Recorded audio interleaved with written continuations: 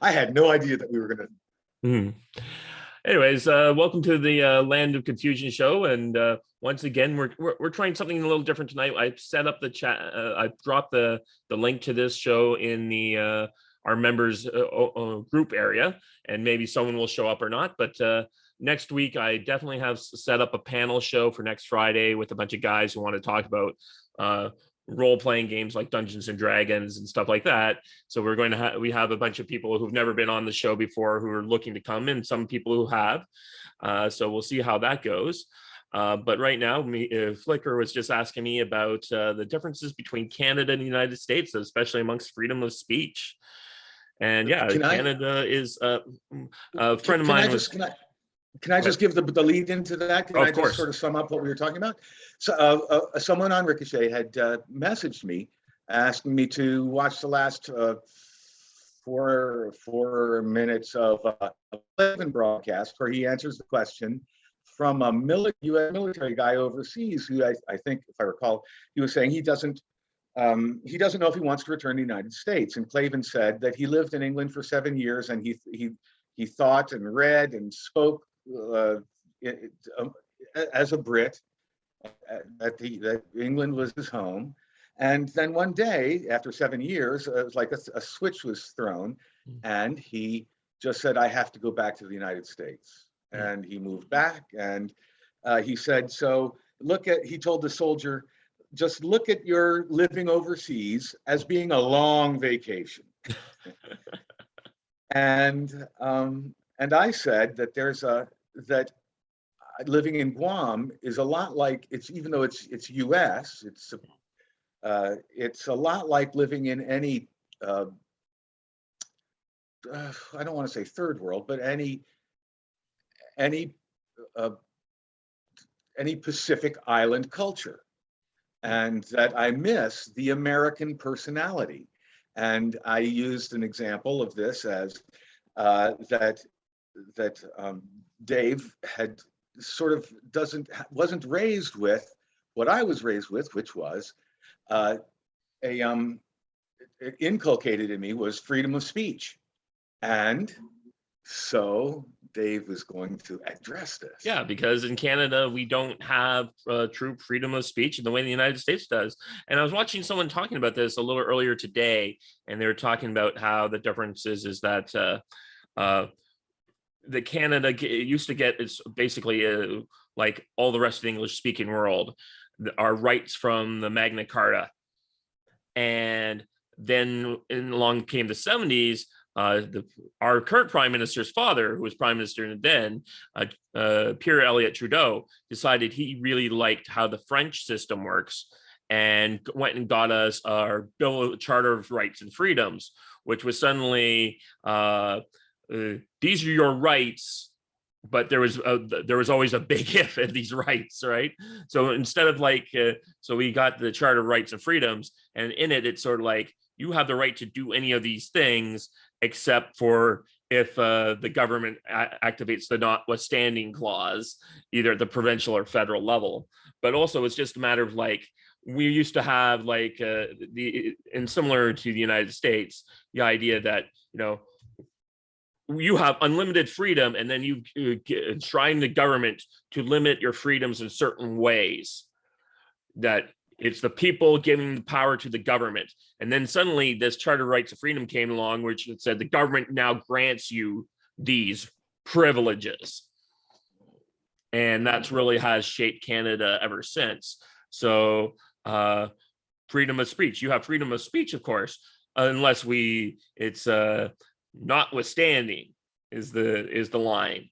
And so within tolerance, within reason, so you can say whatever you want until someone decides to challenge you on it, and then the courts get to decide whether or not you have a freedom to say things. So that's why we have these human rights tribunals who've fined and imprisoned comedians. We had that thing with the pastor who had the judge say, well, whenever you give this speech, you now have to say, whenever you're talking about COVID, you have to start it off with this spiel. Now, I don't think that priest saying that spiel by any measure, and good luck on the judge trying to enforce that.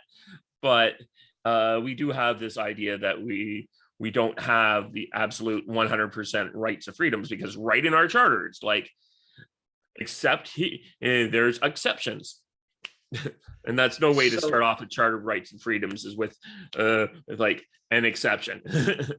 so I think I vaguely recall Biden saying something about freedoms. The Bill of Rights are granted to you provisionally. That's Yeah. sort of what he was saying. Is this what the Charter of Rights, the Canadian Charter of Rights, does? Yeah, pretty much. It takes inalienable rights and says these are provisional? Pretty much. Wow, I never knew that. I thought. And there's kind of an escape hatch on it, but basically it says that there is one thing that's completely inevitable, is that no government can exist for more than 5 years, and then you have to call an election. That's supposed to be the safety hatch, is that the people can vote in another government if they don't like it. So there's no way for a government to ever extend its term beyond 5 years. Well, see, now you're talking about, just the terminology you use is foreign to me.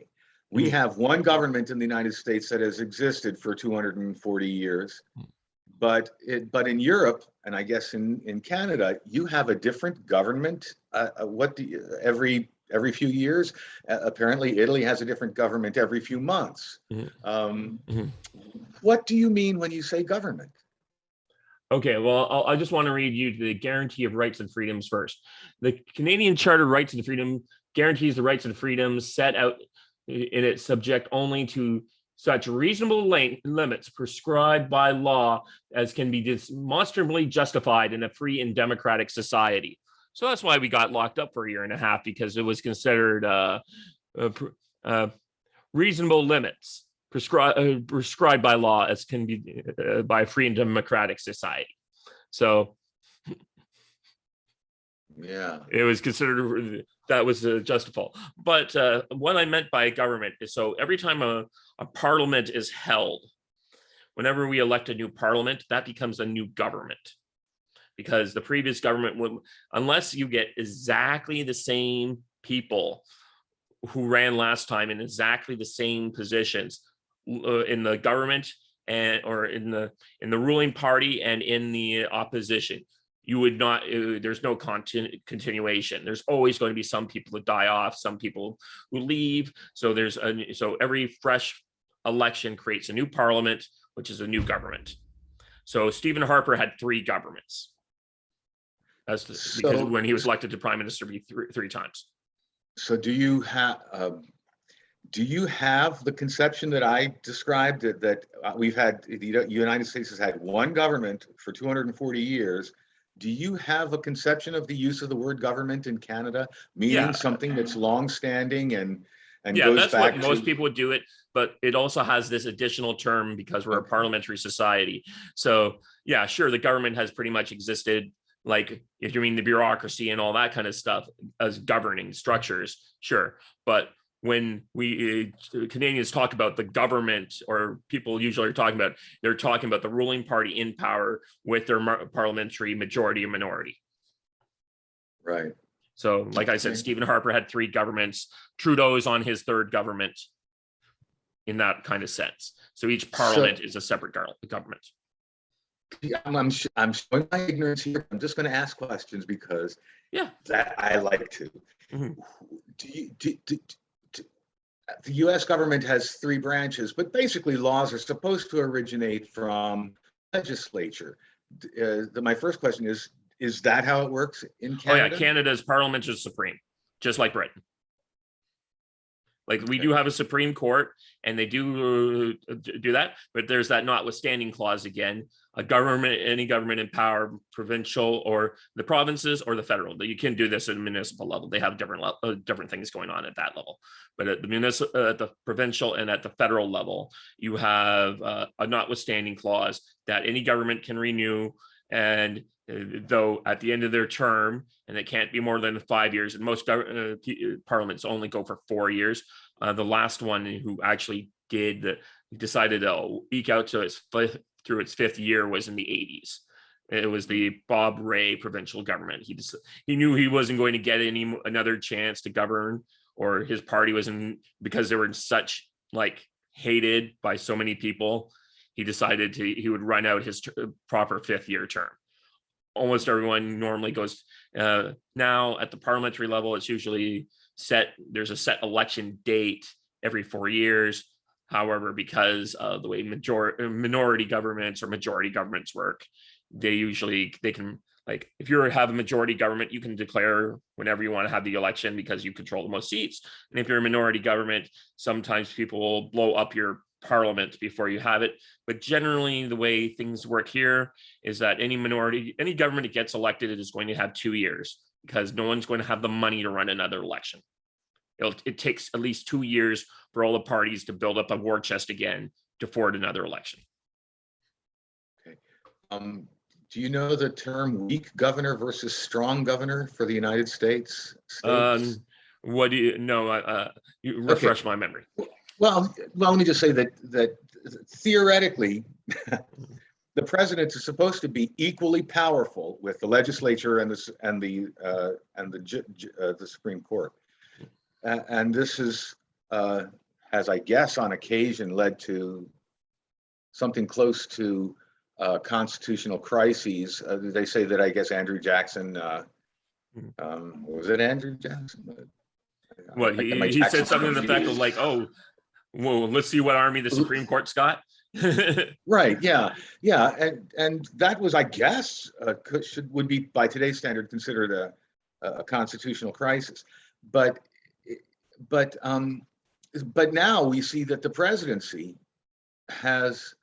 in the United States has really, in the last 17 years or so, has gotten very powerful. And Obama started it with his pen and his cell phone and ruling by executive order edicts. And Trump did this because largely he was terribly at odds with the legislature. Mm-hmm. And now Biden is doing it, a quantum leap in ruling, even knowing things, even ruling, even dictating that he knows or expects that the Supreme Court will say is unconstitutional.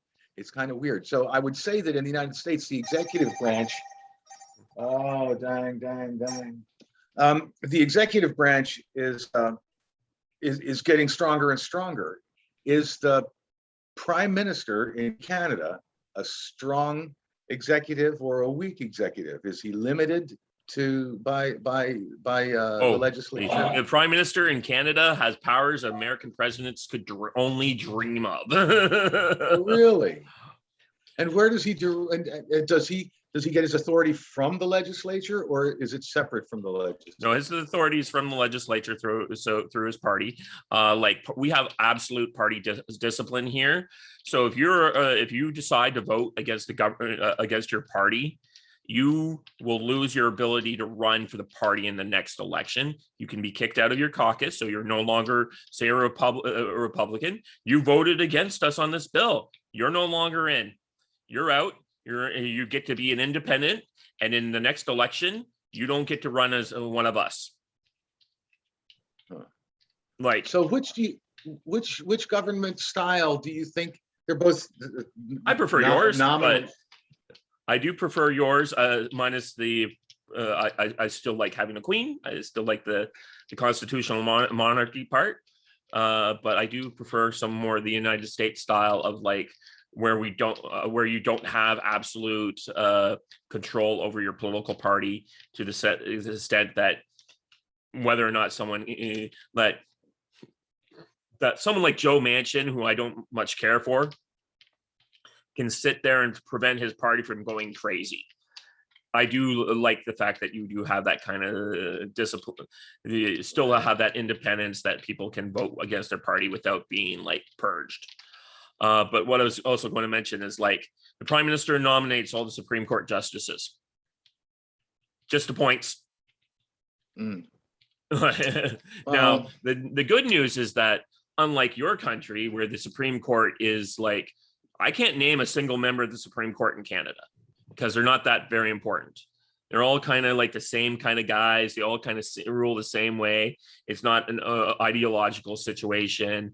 There's sometimes conservatives, but for the most part, the Supreme Court is actually chosen by to represent provinces.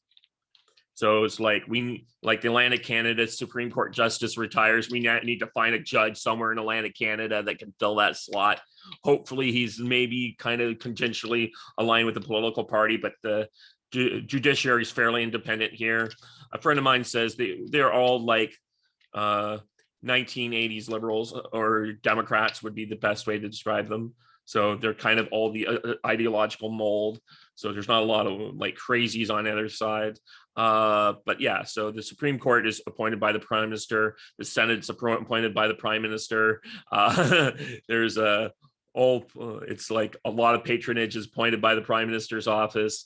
It's pretty good. But that being said, my friend was pointing out, he's a lawyer from Canada, and he plays with a game with me and Brian Stevens. And he was talking with Brian, and sort of like, it's interesting. The United States wanted to be a country that was founded by people who wanted to have a weak central government and strong state governments. And Canada's the opposite. We wanted to have a very strong central government, but it's actually the provinces that do most of the work. The only real benefit to being the federal government is you have all the money. Right. They collect the vast majority of taxes, so they can dole out the money to the provinces how they see fit. But for the most part, but the provinces get to make all the decisions here. There's no federal government Department of Education here. There's like no department of there's just the way that you have all these giant centralized bureaucracies based in Washington. They don't exist here. It's all devolved to the provinces. Healthcare, the federal government gets to make a healthcare policy and dole out money, but all the provinces decide how they allocate and spend and how they run their healthcare systems differently. That's how it works. Yeah. So, in the United States, we started getting, I guess, 50 years ago, started getting czars that would rule a particular handle a particular crisis. Mm-hmm. Pretty autocratically, I think. Do you have that in Canada? Do you have people that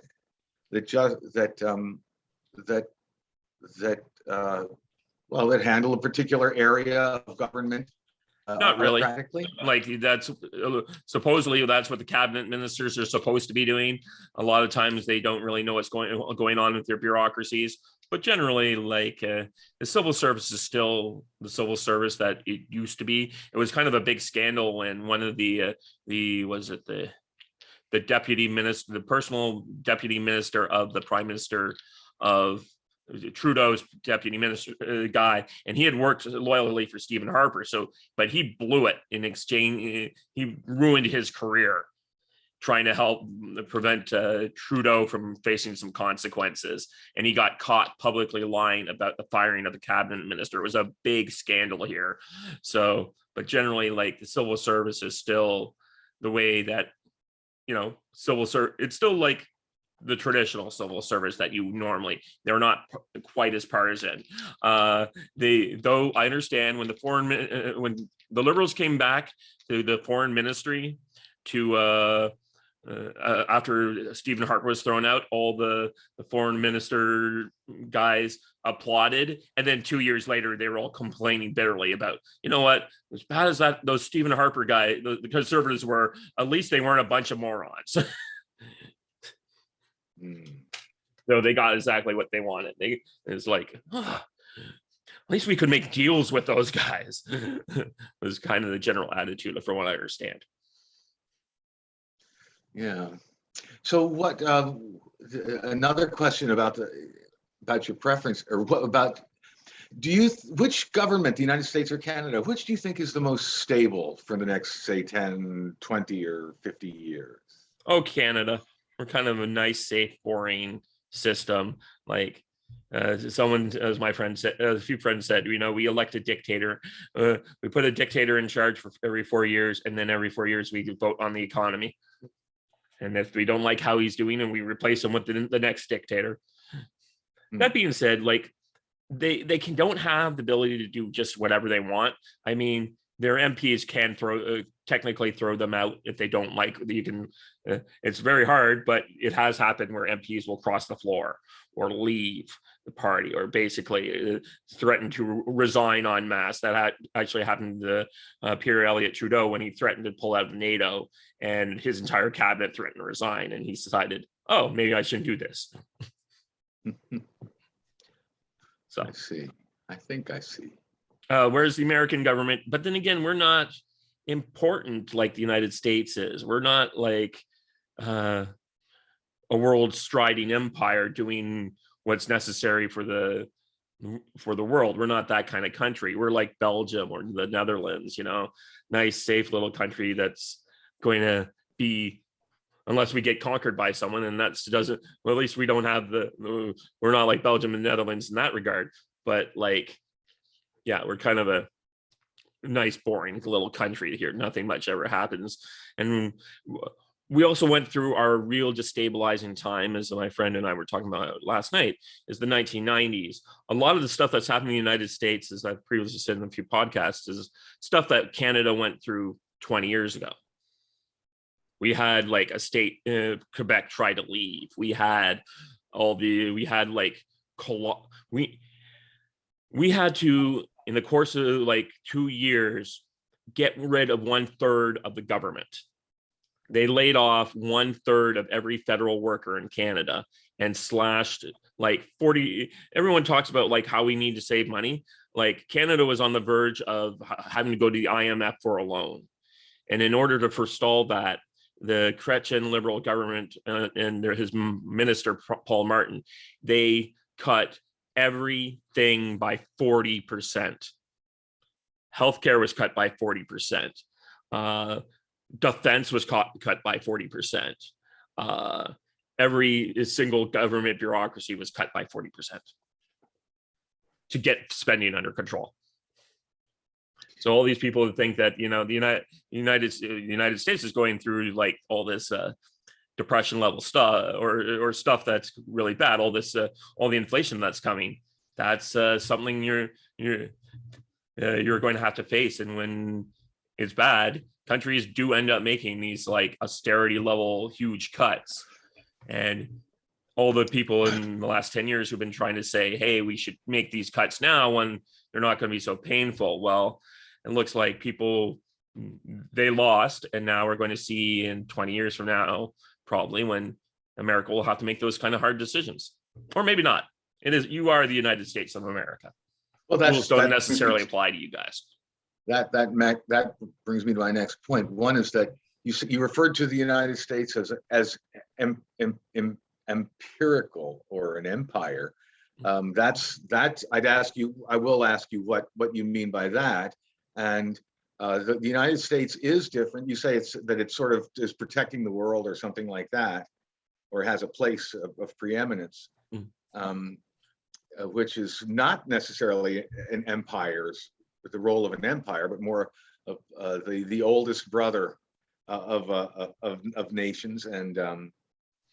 And also the United States has the world essentially, well, I think so, the world's reserve currency. I don't even want to use the word reserve, but the world's currency. And yet the United States is, geez, I heard that I think that they just shut down another major pipeline in the United States. And it seems like they're really somebody in the administration or some group is really trying to cripple the United States. And along with that, we've got a $28 trillion debt now, and magic monetary theory. I forget what the MMT stands for. Magic monetary theory is basically you can create as much money as you want, and I think that that's probably going to destabilize the dollar. But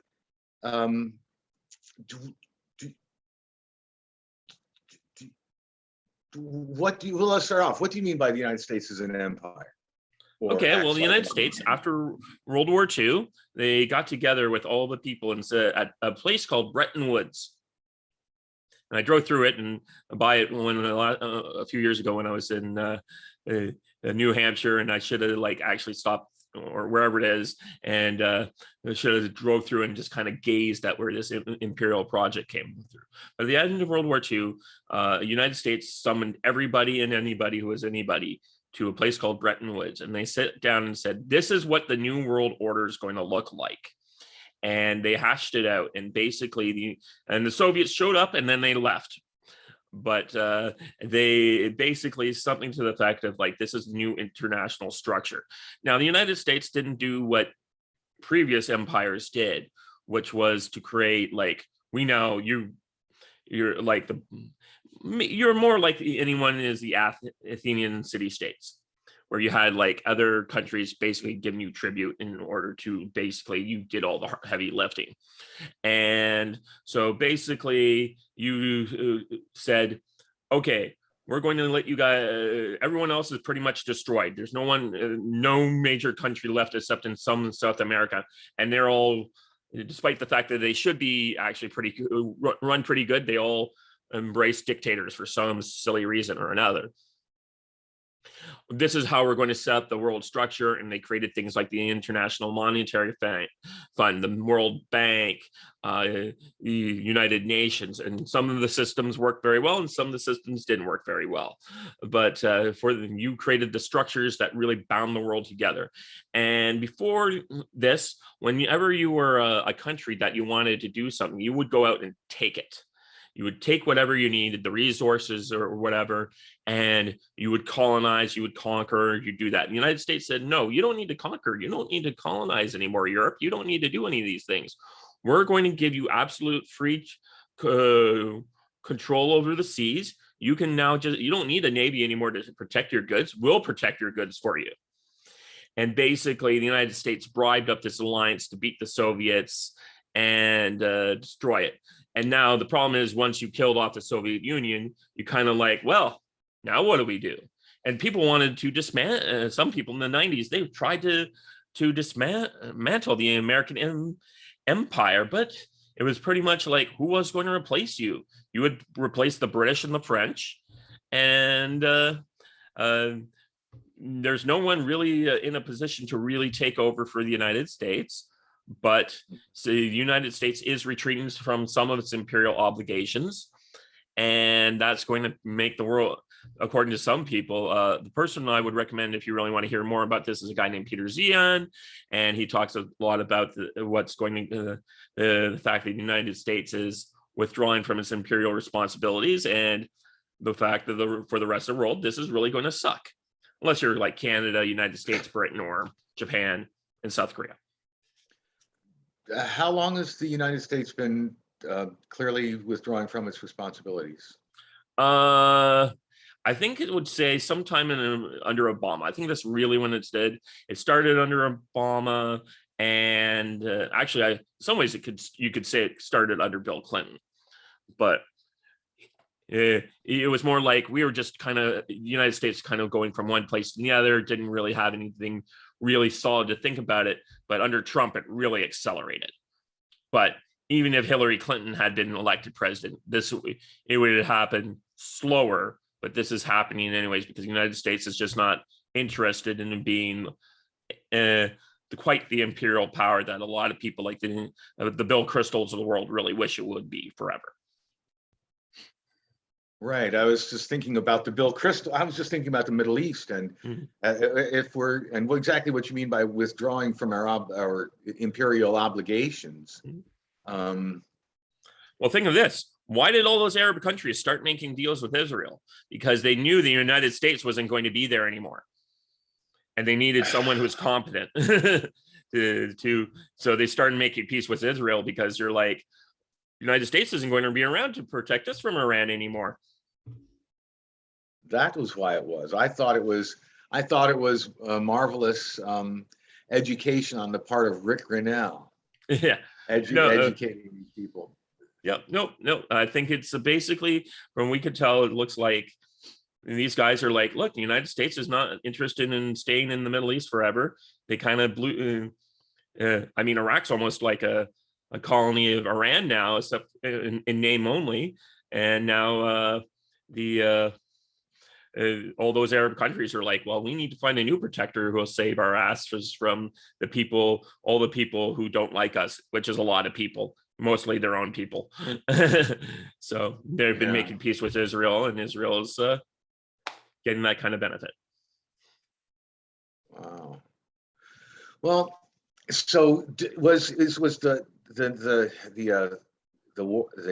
democratization of the Middle East, was that apart from the imperial the United States, or the withdrawal from the responsibilities, or was that something separate? And what do you mean by democratization of the Middle East? Well, that's a euphemism for taking over countries and destroying them. I think that's just like I think that's what in some ways they accelerated. I don't think those people intentionally meant to do those things. They just thought come on. I don't know which razor to use in that, but come on, the first 2 times you destroy a country and leave it in rubble, you should you should learn from that. But I think it's 3-4 countries now at least. Well, yeah, after Syria, surely. I think the people who took I was reading Rumsfeld's biography, Known Unknowns or whatever Unknown Knowns or whatever it was, and he was talking about some of the stuff that would some of the things that kind of come up as conspiracies, and he's like, look, we didn't know, no one at Tora Bora, where it's now clear that Osama bin Laden escaped, and there was definitely the ability to intervene with troops under Mattis, about 4,000 Marines. There was some like airborne battalions they could have mustered in, and that could have made the real difference there, and captured and destroyed Al-Qaeda, and did that. And he said, look, I understand now some CIA agents came forward and said they reported that Osama bin Laden was in the area, but we have all the records, and I'm telling you, no one came and told me that. I can't guarantee you what would have happened had someone said, yes, we knew bin Laden was in the area, and what recommendations we would have done. But you get the feeling that Rumsfeld would have said, Mr. President, we need to send the Marines in. But to the point, like, so there's all these people saying, well, the American government purposely let them get away. And Rumsfeld's like, look, we have all the notes, all the stuff.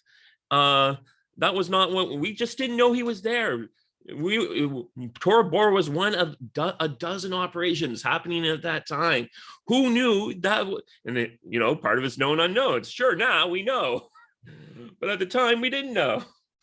So it kind of gave me some perspective on things, in the sense that, like, he's like, look, when we toppled Saddam, we had these provisional council we had been propping up. I think we should have put them in charge. I did not want to be stuck there for a year and a half with the State Department creating their own personal empire. That on the one hand, they're like under Bremer, remember that name, was like was the viceroy of Iraq for a year and a half.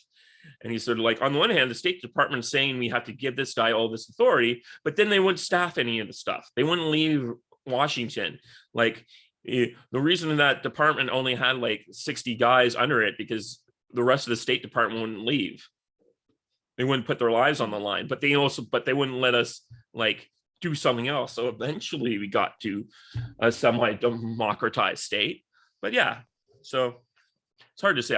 I think a lot of these guys just thought they'd knock over, at least in the Rumsfeld of the world, thought they were going to knock over Saddam Hussein, who had been a pain in the ass for a long time. And were going to, and then once they did it, they thought they could get out. And they didn't realize they couldn't get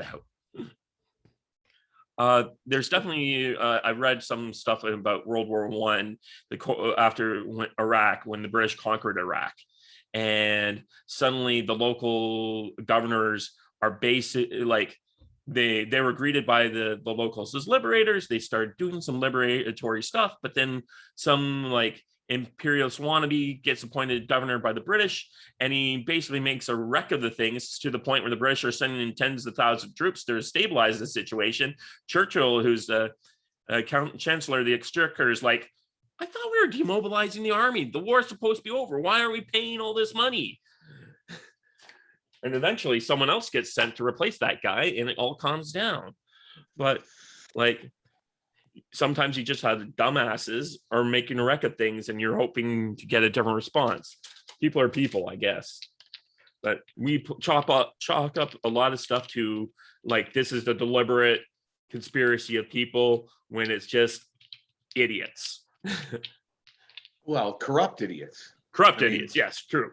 And yes, the reason your pipeline just got shut down, I believe, are you talking the one in Michigan? Because that one's affecting Canada as well. And that's Gretchen Whitmer's little plan. And she's decided she wants to shut down all of the natural gas and nuclear plants in Michigan and oil-fired plants in Michigan, and replace them with solar and wind. I don't know if you've ever been to Michigan, but they don't get a lot of sun there. I can't believe I'm asking a Canadian about subtleties of states' governmental maneuverings. Yeah. But you're good at answering. Yeah. How in the world does Whitmer have all this power? Well, does she? I'm not too sure.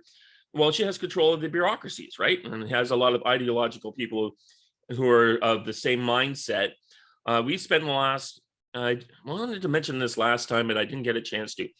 You got to remember, we have all these, the long march of the institutions, all these communists in the universities who've created all these woke kids those kids have now graduated, and they're getting jobs in academia, in the media, in the police department, in government, and in the bureaucracies.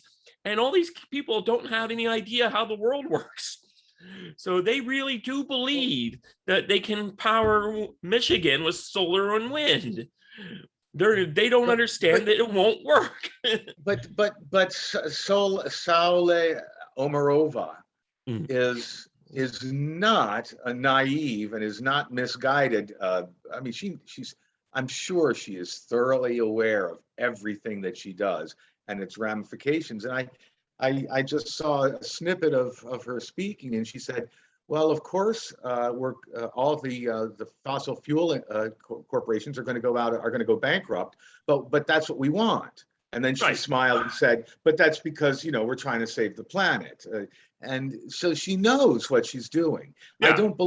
I don't think Whitmer is, all right, this is a conspiracy theory, I suppose, but I don't think Whitmer is acting on her own any more than the state governors of Australia are acting on their own, beating up COVID protesters. I think Whitmer knows exactly what she's told to do. Shut down the pipelines. I mean, how else can you explain 10 years or 15 years of pipeline troubles, largely between the United States and Canada, that anybody would say, no, we need the oil, we need the pipeline. And yet somehow these things look, that girl who one time told me, I'm going to miss all the trees when they're gone. Like, they've been going after the kids and brainwashing them to the point where they don't know what's going on. But Whitmer isn't in that group, and neither is Omarova, and neither is anybody who's 45 years old cannot be that much of an ideologue, a fancy. Look, people said that about the Soviet Union. Okay, they said, all these guys, clearly they're just bitter, cynical old guys who don't believe their own crap. They're just telling that. And then when the Soviet Union fell and we got access to the archives and we found out, no, all these people believe this hogwash. And these guys ruled at that time a giant empire. They just totally believe their Marxist nonsense. Yes, I can believe people are that stupid, and some of them are corrupt. No doubt some of them are corrupt as the day is long, and they're just pushing these policies because they know in the end, when they're in charge and no one else is. They'll still have access to the luxury goods. They'll get shipped from somewhere else, just like every other corrupt dictator in the world. Like in North Korea, Kim Il Sung with his millions of videos that he'll be able to watch. But there's a lot of people who really do believe that they can go, and just like in the COVID situation, they're going to King Canute it. They're going to go down to the ocean and tell the shore to go away, because the tide to go away, because they're the king. It's sad but true, but there's millions of people out there who truly believe that solar and wind is the only answer, and that natural gas and all these other things. And I meet them and I know them. Some of them are supposedly friends of mine. They just believe nonsense because that's what it's easy to believe, the nonsense. All these people, there are people who say the world's going to end in 10 years because that's the climate change is going to destroy it. And I'm like, you were telling me that 10 years ago and the world is still not destroyed. How's that going? Yeah. You still seem to, incompetence is something that comes from the ground up. Oh yeah. Malice is something that comes from the top down. Mm-hmm. That's sort of the way I differentiate it right now. And that's, I guess that's why I like talking to you so much, is that you honestly don't believe that there's a great grand conspiracy theory. Oh no, there's no unified conspiracy theory. There's a million conspiracies out there all competing against each other. That's the thing. I do believe in conspiracies. I believe conspiracies happen every day, but there's just like, they're all competing against each other. That's the difference. There's like, there's an episode of the old show. Did you ever watch the X-Files or the very short-lived spin-off series called The Lone Gunman?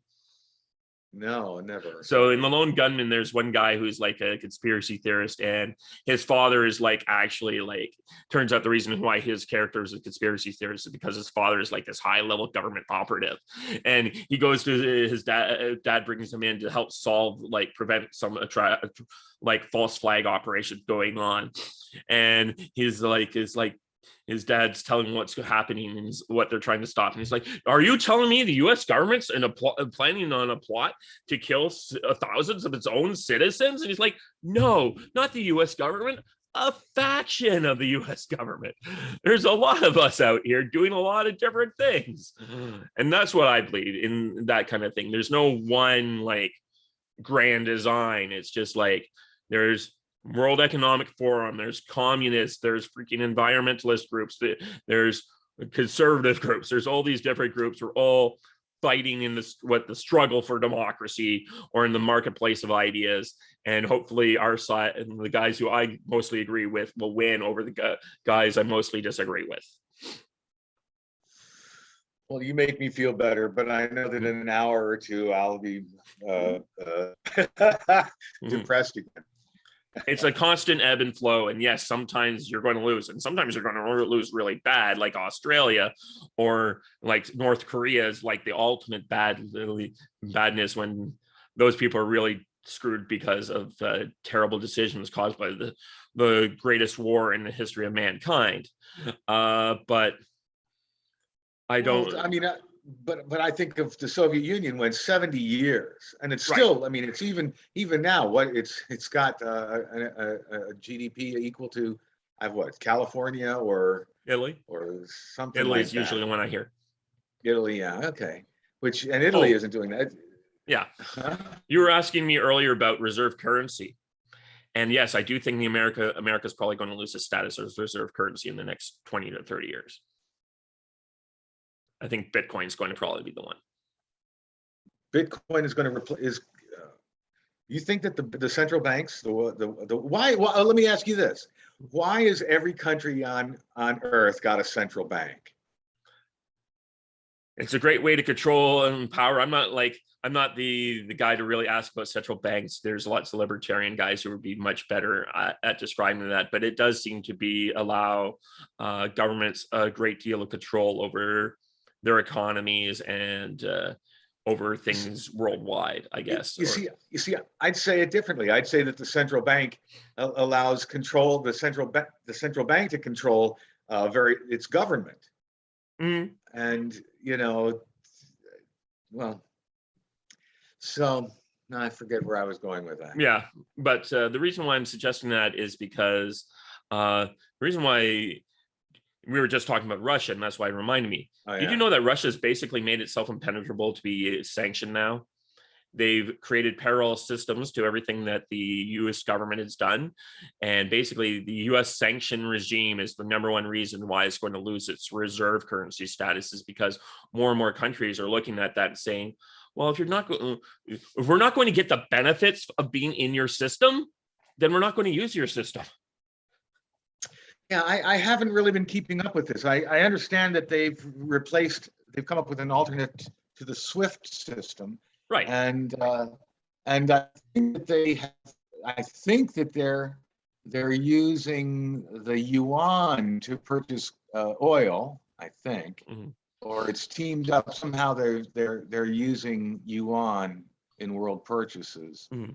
And they seem, but even that doesn't seem terribly sturdy, because if China is really as financially fragile as people are saying, I don't know what good the yuan is going to be in 5 years. Well, and then that's the thing. I don't think no one's come up with an alternative better than it, but people are now seeking, and that's the situation. And when you make it so difficult for people to kind of use your system, people are going to say, well, if you're not going to give me the benefit, I'm going to leave, and I'm going to try to figure out a way around it. And we've seen that a lot with big tech right now. Sure, YouTube and Google are so useful, but when they started limiting people are like, well, why do I want to use your system? I'm going to make my own, or I'm going to do something else. And we're going to see in the next 10 to 20 years, all these big tech monopolies are going to break up naturally, because the more you basically you can either make yourself as generic as possible, is what made them successful. But as they tighten up, people are like, well, I'm going to find something else to do. And I think that's that's happening a bit with US currency, is that because the government continues to keep making these sanctions regimes, countries are trying to figure out ways around it. And they haven't come up with something better to completely replace it. But once you give someone the incentive to do it, people are going to start doing it. And the fact that there are countries in South America that are just moving straight to Bitcoin as their currency, replacing their native currency. Okay, that's something. Well, yeah, China is, I think, in the process of backing the yuan with fragments of gold. Well, okay. So this actually all came out of the idea that the United States is the dominant power and the imperial power and the do-gooder of the world. It certainly would. There are some people who think that if the United States lost reserve currency status, it would help the United States out a lot. And I'm not against that idea, because it does involve you in getting to a lot of things that you probably don't want to be doing with yourselves. I mean, but you're getting out of the Middle East because in the end, once Biden's gone, I'm pretty sure almost the United States will almost instantly return within like 2 years to being an oil producing, exporting country again. Like he's the only one stopping you from being the global oil power that you were 2 years ago. But who's the Secretary of Energy? I think she laughed when they talked about the oil price getting oil prices down, and laughed and said, this has to do with supply and demand, or something like that. It does have to do with supply and demand, and they're wrecking the supply right now, increasing demand. But they're doing it on purpose. Do you really think that that's just a mistake, the result of stupidity? No. I think that's your ideology. It's not a mistake.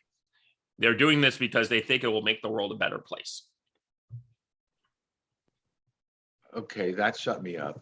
Well, that's what a lot of people, that's what like Fauci is doing, right? He thinks that he knows better than the people. So he's going to go out and conduct these experiments, even though he's been forbidden not to make those experiments. He's going to find a way around it and go fund China to go do the research that he's barred from researching in the United States. Yeah, but much like that, what I was saying about the reserve currency, right? People are going to try and evade your rules. Right. Mm-hmm. But I just remember in, I think, November of last year, 2019, I guess. Mm-hmm. It was 19 or 20. He actually, I just can't get over this. He was on a panel. I forget what the panel was, but he was on the dais with, I think, 3 or 4 other people. And they all agreed that they needed a pandemic or a major viral crisis in the world to jumpstart, to promote this new mRNA technology that they had said that it was supposed to. Fauci actually literally said, it's supposed to be better. It's supposed to be better, and it's supposed to be faster and more responsive. And if there's an epidemic or a pandemic, he said that we can get these vaccines into people's arms, even if it means printing them out on a printer and putting it on a patch and in a printer in your home and putting it on a patch on your arm. But we can do this in months or weeks, as opposed to up to 10 years of getting them researched and studied for safety and efficacy. And he literally said that. And there were other people on the panel that were nodding and saying things in agreement with that. Like, yes, we need to blow up the system. Literally, that's what one guy said. So this is, yeah, I mean, this isn't just a do-gooder. This is a mad scientist. Right. Yeah, I totally agree with that. He's right up there with Frankenstein. Yeah. Dang. It is good to see him sweat in front of Rand Paul. Yeah. And he also has that whole smartest kid in the room syndrome. Most people, some of these people just get so they're so much smarter than other people. They have a problem when they run into other smart people they just don't understand, or the fact that other people might spend time trying to figure out ways around them. Like what just happened I'm sure you're not paying much attention to the Rittenhouse trial, and I'm not paying as much attention as others. But actually, I've watched about 14 hours of it the last day or two. Okay. Yeah, I've been enough to see that the highlights don't actually show what's happening the way watching the prosecutor. I think his name is Finger. No, Finger. It's not. Oh, okay, it's not Finger. Okay, well then. He actually spent, I think, an hour or some sort of long period of time speaking, interrogating, or whatever you call it, Rittenhouse, and I just realized that he would spend 5 minutes trying to make a point. Rittenhouse would finally say no, and he'd say, "Well, we'll come back to that." And it was sort of like a comedy. It was sort of like a Who's On First comedy, where it reminded me of Inspector Clouseau. Yeah. Who'd say, there, you admit it. No, I've never said such a thing. We'll come back to that. So now, and I think the judge said, or maybe it was a commentator, said, I can't remember the couplet. I can't remember the last word in the couplet, but it's the mind cannot retain what the seat cannot tolerate. I can't remember the last word, but and what he's saying was that what this couplet means is that the jury, after it gets so bored, it just doesn't hear what he's saying any longer. That is And some people's theory is that that's his attempt to do that. Though certainly this judge is not putting up with any of that crap. What I was going to say though about the Rittenhouse trial is that apparently some piece of information, like he had done some sort of display, like evidence display thing, and within 24 hours of that, like all these experts tore it apart and proved that the entire video was faked or manipulated. And now they're bringing that to light online, and they're like, look, it just took us 20 hours to do this. Like, how many months did it take them to mess with this tape to make it look what they wanted to show? And now we spent all this time, we destroyed it. And it's just, that's the way the world works now, is that you can't just go out and like lie or fabricate stuff, because there's millions of experts who are just going to look at that and communicate and figure it all out within a few hours. The same thing happened with the when the Lincoln Project had those guys pretend to be tiki torch guys, and within hours, all the people they went and found people, just regular people went out on the internet and found all the Facebook profiles of all the people that they had, these actors they had hired. Right. And with the Rittenhouse thing, was this just edited to give a wrong impression, or was it actually faked? I mean, it was edited to give the wrong impression, and people are like, we can't help but noticing this video makes this kid look left-handed, but he's clearly right-handed. And they tore the thing apart, figured it out. There's like a better example, or a more funny example, is a few years ago, this one actor, he decided to put a flag up somewhere and secretly, and the internet 4chan basically spent days trying to figure out where the flag was so they could steal it. It was just a few days. And I think it was someplace in Arizona or Utah or something like that. And they went and found it, and they looked for jet planes, and they're like triangulating by the stars for this thing, and they figured it out, and they went and got it. And it's like, that's the world we now live in, where you now have all these people around the world will do all sorts of fun things, just things for fun. Somebody said this morning that she read on Twitchy that there are leftists, Democrats and so forth, that are saying, they never told me this about Rittenhouse. I'm seeing it in court. This isn't what the press has been telling us. And they seem to be getting a little bit of red pilled. Yeah, it's like, wait, you mean he didn't shoot any black people? Oh yeah, I didn't know that. There are people who come out just like, wait, I thought he shot 3 black guys. And it's like, no, he shot like 3 white guys. One of them's a child molester. The other 2 are wanted for domestic abuse of their wives.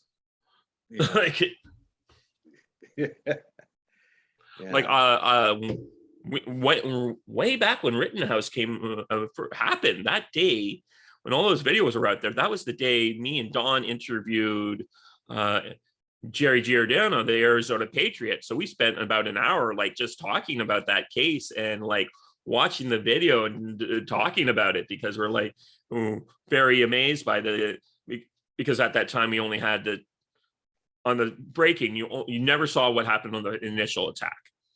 We didn't have video. None of the media had that video, and we'd only got it right now because the FBI suddenly found their footage that they had been hiding for 14 months. When you say the initial attack, you mean shooting the guy? I don't know. The first.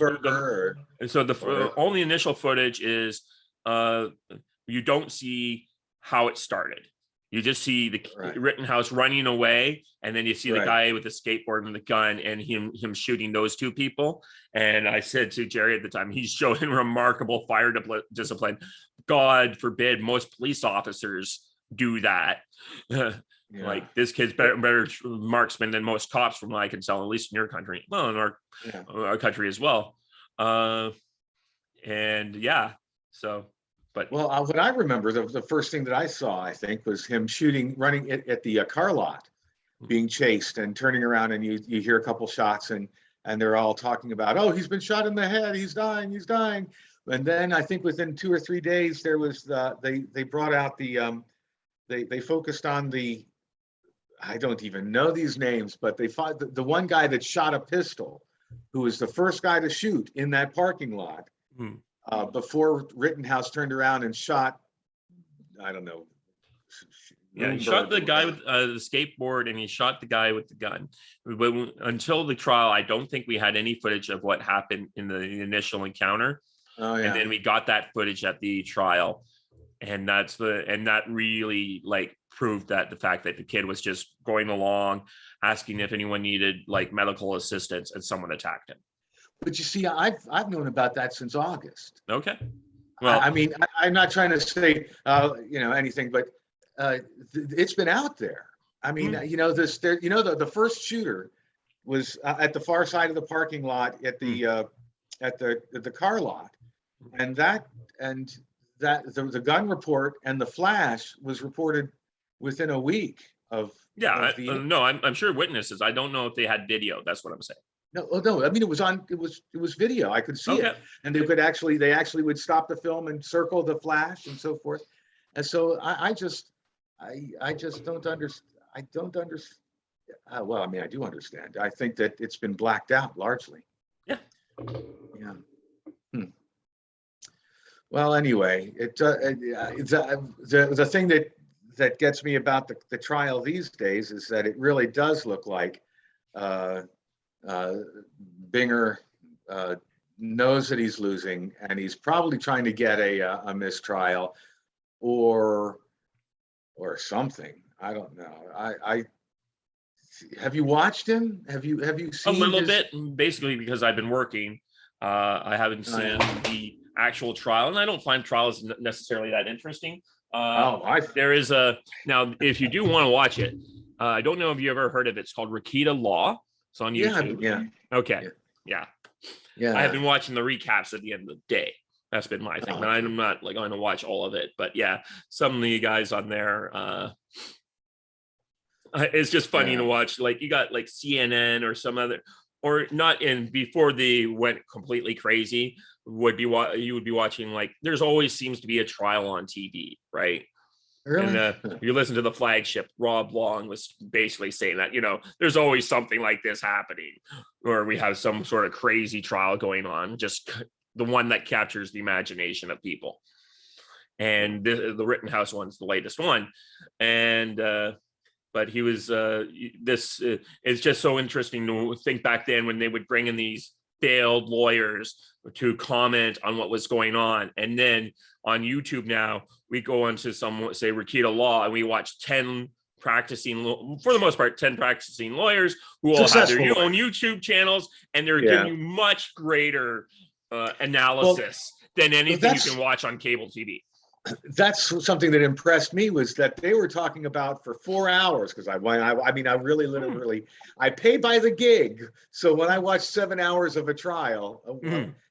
it shows that I'm really interested. But they were saying for hours before that he ought to that Rittenhouse's lawyers ought to um, petition for a mistrial with prejudice, and Yep. sure enough, then they go off to lunch and they come back from lunch and the lawyers start talking and Rickert those lawyers are saying they didn't eat lunch, because the first thing that comes out of the mouth of Rittenhouse's lawyers is we want to petition you for a mistrial with prejudice, and and they spent I don't know 20 minutes talking about that because uh, the prosecutor said, by the way, I want to admit something else into court, and that took 15 minutes right there. But the judge actually said, I'll take it under advisement. Mhm. And this morning I was reading some of the Ricochet saying that the judge can literally wait until after the verdict comes in before he declares a mistrial with Yep. prejudice. And so, so that's a double whammy against the prosecutor, Mhm. because if he loses the case, he's lost that is to say, if Rittenhouse is acquitted, the prosecutor loses the case, and if he wins the case, he gets he gets he's likely to get the verdict overturned because of his own misconduct. Right. So I think that he's screwed either way. It's Right. hard to spin that. Yeah. Yeah. Mhm. It's hard to spin that. Yeah.